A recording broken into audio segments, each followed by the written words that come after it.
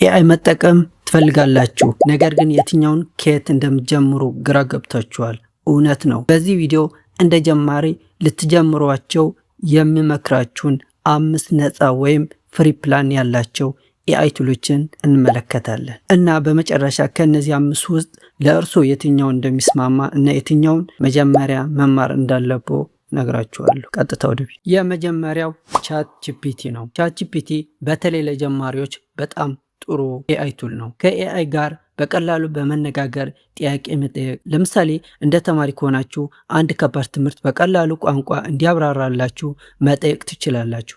እንዲሁም ለስራ ደግሞ ኢሜይል የመጻፍ፣ ሪፖርት የማዘጋጀት እንዲሁም የተለያዩ ሀሳቦችን ለማደራጀት ይጠቅማል። ሁለተኛ ጉግል ጄሚናይ ነው። ጉግል ጄሚናይ የጉግል ያዘጋጀው ኤአይ አሲስታንት ሲሆን ለተለያዩ የዕለት ተዕለት ስራዎቻችን ይረዳናል። በተለይ ደግሞ ለአማርኛ ተጠቃሚዎች ይመረጣል። ይሄ ኤአይ ቱል ደግሞ የተለያዩ ጥያቄዎችን ለመጠየቅ፣ ጽሁፎችን ለማዘጋጀት፣ ሀሳቦችን ለማደራጀት በተለይ ደግሞ ከጉግል ኢኮሲስተም የተያያዘ ስራዎች ምንሰራ ከሆነ ጄሚናይ በጣም ቆንጆ የሚመረጥ ኤአይ ቱል ነው። ለምሳሌ አንድ ሀሳብ ሰጥታችሁ እንዲያደራጅላችሁ ማድረግ ትችላላችሁ። እንዲሁም በሌላ ቋንቋ የተጻፈ ወደ አማርኛ ትራንስሌት ለማድረግ በጣም ቆንጆ ነው። ሶስተኛ ኖትቡክ ኤልኤም ነው።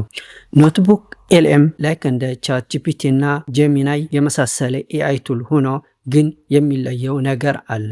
እሱ ምንድነው? ኖትቡክ ኤልኤም በተለይ ከራሳችሁ የምትሰጡት ምንጮች ለመረዳትና ለማጥናት በጣም ጠቃሚ ነው። ለምሳሌ ፒዲኤፎች፣ የዩቲዩብ ቪዲዮ ሊንኮች እና የመሳሰሉ ሶርስ ካላችሁ እዛው ሶርሳችሁ አዳርጋችሁ ወይ ደግሞ ጨመራችሁ ሶርሳችሁን ቤዝ ዳርጋችሁ የተለያዩ ጥያቄዎችን ስትጠይቁት ከዛው መልስ ታገኛላችሁ። ለምሳሌ 100 ገጽ ያለው ፒዲኤፍ ማንበብ ሊሰላቻችሁ ይችላል። ነገር ግን እዛው አፕሎድ አድርጋችሁ ሀሳቡን በቀላሉ መረዳት ትችላላችሁ። ሰነዱን በቀላል ቋንቋ እንዲያብራራላችሁ ወይም የጥናት ወይ ደግሞ የሪሰርች ቤዝድ እንዲያዘጋጅላችሁ መጠየቅ ትችላላችሁ። ከሚያስደንቁ ባህሪያቱ ማይንድ ማፕ የሚባል ይዘቶችን በደንብ ለመረዳትና ቀለል ባለ ማፕ እንድታዩት ይረዳቸዋል። እንዲሁም ኦዲዮ ኦቨርቪው በመጠቀም ያስገባችሁትን መረጃ በኤአይ የተዘጋጀ የድምፅ ውይይት መልእክት እንድትሰሙት ያስችላችኋል። አራተኛው ካንቫ ነው። ካንቫ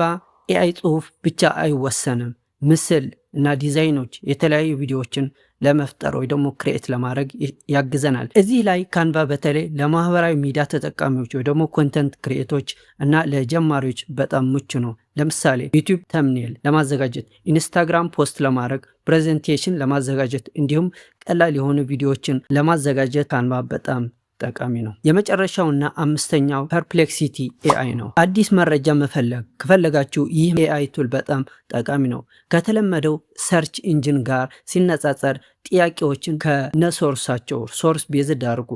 ሶርሳቸው ኤዘር ኢሜጅ ሊሆን ይችላል፣ የተለያዩ ዌብሳይቶች ሊሆን ይችላሉ። እነዚህ ከነ ሶርሱ ያመጣልናል። ምንጭ መኖር ብቻ መረጃው 100% ትክክል ነው ማለት አይደለም። ይልቁንም ምንጮቹን ገብተን ቸክ ማድረግ ይኖርብናል። ከነዚህ 5 ውስጥ የትኛው ትጀምራላችሁ? እንግዲህ እነዚህ 5 ኤአይ ቱልን አየን። ግን አንዳንዷችሁ እኔ 5ቱን መማር አለብኝ ብላችሁ ልጠይቁ ትችላላችሁ። መልሱ አይደለም፣ ሁሉም በአንድ ጊዜ መማር አያስፈልግም። ለአጠቃላይ ስራና ለጽሁፎቹን ቻት ጂፒቲ እና ጄሚናይ ብትጠቀሙ ይመረጣል።